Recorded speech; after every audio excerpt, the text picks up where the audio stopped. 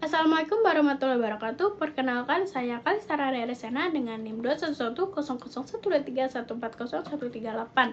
Di sini saya akan mempresentasikan ide penelitian geologi teknik yang berjudul pengaruh fluktuasi muka air tanah terhadap faktor keamanan lereng Pit Selatan PT Bukit Asam Tbk Tanjung Enim, Sumatera Selatan. Penelitian ini membahas hubungan antara perubahan muka air tanah dan kestabilan lereng pada tambang terbuka. Topik ini saya pilih karena kondisi air tanah merupakan salah satu faktor yang sangat berpengaruh terhadap keamanan lereng tambang dan dapat memicu terjadinya longsoran apabila tidak dikendalikan dengan baik. Selanjutnya, PT Bukit Asam itu sendiri merupakan salah satu perusahaan tambang batu bara terbesar di Indonesia yang menerapkan sistem tambang terbuka, sehingga lereng tambang terus mengalami perubahan seiring bertambahnya aktivitas penggalian sehingga kondisi kestabilannya harus selalu diperhatikan. Daerah penelitian ini berada pada formasi Muara Enim yang didominasikan oleh batu lempung, batu lanau, dan juga lapisan batu bara yang cukup sensitif terhadap air. Ketika kandungan air itu sendiri meningkat, maka kekuatan batuan dapat menurun sehingga lereng menjadi lebih rentan mengalami ketidakstabilan. Sumatera Selatan memiliki curah hujan yang cukup tinggi, yaitu sekitar 2.500 hingga 3.000 mm per tahun. Air hujan yang masuk ke dalam lereng dapat menyebabkan muka air tanah meningkat. Kenaikan itu sendiri akan meningkatkan tekanan pori di dalam massa batuan yang mengakibatkan kekuatan geser batuan akan berkurang sehingga faktor keamanan lereng mengalami penurunan. Pada musim kemarau, kondisinya terjadi cenderung berbeda, di mana MAT biasanya turun sehingga tekanan pori menjadi lebih rendah dan lereng relatif lebih stabil, sehingga fluktuasi muka air tanah memiliki pengaruh yang cukup besar terhadap kestabilan lereng tambang. Penelitian kestabilan lereng itu sendiri sebenarnya cukup banyak dilakukan, namun sebagian besar masih berfokus pada klasifikasi massa batuan seperti RMR dan juga SMR, di mana pengaruh perubahan muka air tanah secara dinamis masih belum banyak dikaji. Hal inilah yang menjadi alasan khusus mengapa saya memiliki pengetahuan mengenai penelitian ini untuk ditinjau secara lebih lanjut. Kemudian tujuannya yaitu yang pertama, mengetahui kondisi hidrogeologi serta pola perubahan muka air tanah di Pit Selatan berdasarkan data piezometer pada musim hujan dan musim kemarau. Tujuan kedua, menghitung nilai faktor keamanan lereng pada 3 kondisi muka air tanah yang berbeda, yaitu kondisi kering, jenuh sebagian, dan jenuh penuh. Tujuan ketiga adalah menentukan batas aman muka air tanah agar nilai faktor keamanan tetap berada di atas standar minimum yang dipersyaratkan, yaitu 1,25 untuk kondisi dinamis. Tujuan keempat adalah menyusun rekomendasi pengelolaan dewatering yang dapat diterapkan pada area yang memiliki tekanan kerawanan tinggi berdasarkan hasil pemodelan. Melalui tujuan tersebut, penelitian ini saya harapkan dapat memberikan informasi lebih jelas mengenai hubungan antara kondisi air tanah dan kestabilan lereng tambang itu sendiri.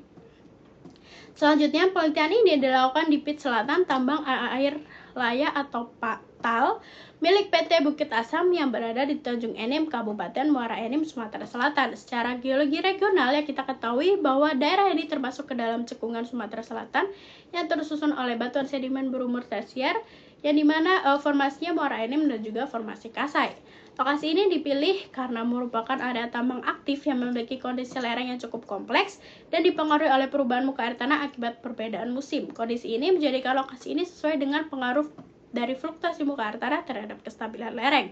Kemudian selanjutnya ada tahap pengumpulan data, di mana tahap ini data yang digunakan adalah data piezometer, yang merupakan alat yang digunakan untuk mengukur posisi muka air tanah di bawah permukaan. Data ini sangat penting karena menjadi dasar untuk mengetahui pola kenaikan dan penurunan muka air tanah sepanjang periode pengamatan.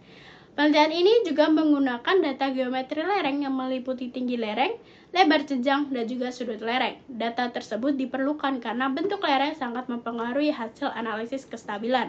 Data berikutnya ada parameter geoteknik batuan berupa berat isi, kohesi, dan sudut geser dalam. Parameter tersebut menunjukkan kemampuan batuan dalam menahan gaya geser dan bekerja pada lereng. Seluruh data tersebut saya gunakan untuk saya masukkan ke dalam proses pemodelan kestabilan lereng. Selanjutnya ada tahap kedua, yaitu pemetaan geologi diskontinuitas itu sendiri, di mana pemetaan geologi itu dilakukan untuk mengetahui persebaran litologi dan juga struktur geologi yang terdapat pada lereng Pit Selatan.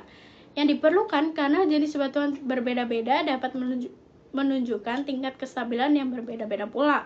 Pada tahap ini juga dilakukan scanline mapping yang digunakan untuk mengidentifikasi bidang-bidang diskontinuitas seperti kekar dan juga bidang perlapisan. Bidang tersebut merupakan bidang lemah pada massa batuan yang sering menjadi jalur terjadinya longsor. Data orientasi kemiringan, dan juga spasi maupun karakteristik dari diskontinuitas kemudian digunakan untuk menyusun penampang geologi lereng. Penampang tersebut dapat dijadikan sebagai dasar dari pemodelan kestabilan lereng pada tahap selanjutnya.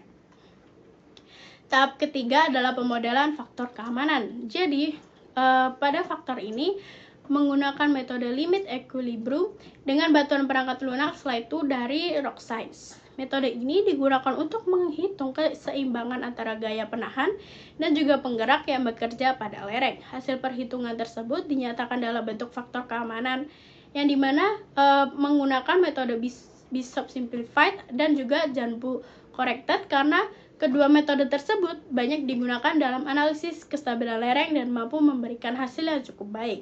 Pemodelan ini dilakukan pada 3 kondisi MAT yang berbeda. Kondisi pertama ada kondisi kering ketika muka air tanah berada di bawah kaki lereng. Kondisi kedua adalah kondisi jenuh sebagian ketika muka air tanah berada di tengah lereng, kemudian yang jenuh berada di dekat puncak lereng. Setelah seluruh tersebut, saya akan mendapatkan nilai faktor yang melihat betapa besarnya pengaruh perubahan muka air tanah terhadap kestabilan lereng. Selanjutnya ada analisis sensitivitas yang dipengaruhi oleh respon dari faktor keamanan terhadap perubahan muka air tanah. Pada tahap ini dilakukan secara bertahap untuk melihat perubahan nilai faktor keamanan yang dihasilkan, di mana ketika hasil analisis yang dapat kita ketahui bahwa posisi yang mati merupakan faktor keamanan mulai turun di bawah batas aman, yaitu 1,25 sebagai acuan dalam pengendalian muka air tanah selama kegiatan penambangan berlangsung. Tahap kelima ada peta zonasi kestabilan lereng. Jadi peta ini saya gunakan dan saya susun menggunakan ArcGIS, di mana dibagi menjadi 3 kategori, yaitu zona aman yang merupakan area yang memiliki nilai faktor keamanan tinggi. Kemudian yang kedua ada zona waspada, merupakan area yang masih stabil, ada zona kritis, merupakan area yang memiliki nilai faktor keamanan yang rendah dan membutuhkan perhatian lebih lanjut. Peta zonasi ini dapat membantu perusahaan dalam menentukan prioritas pemantauan geoteknik, lokasi pemasangan instrumen monitoring, serta area memerlukan pengelolaan dewatering secara lebih intensif. Kemudian seluruh penelitian ini diawali dengan pengumpulan data piezometer, data geometri lereng, dan parameter geoteknik batuan. Tahap berikutnya adalah pemetaan geologi dan diskontinuitas itu sendiri untuk memperoleh kondisi geologi lereng secara lebih detail. Data yang telah diperoleh kemudian digunakan dalam pemodelan faktor keamanan menggunakan LAMP. Hasil pemodelan ini dianalisis melalui analisis sensitivitas dan selanjutnya akan disusun oleh peta zonasi.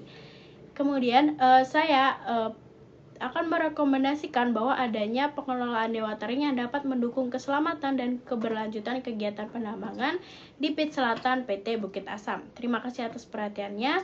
Wassalamualaikum warahmatullahi wabarakatuh.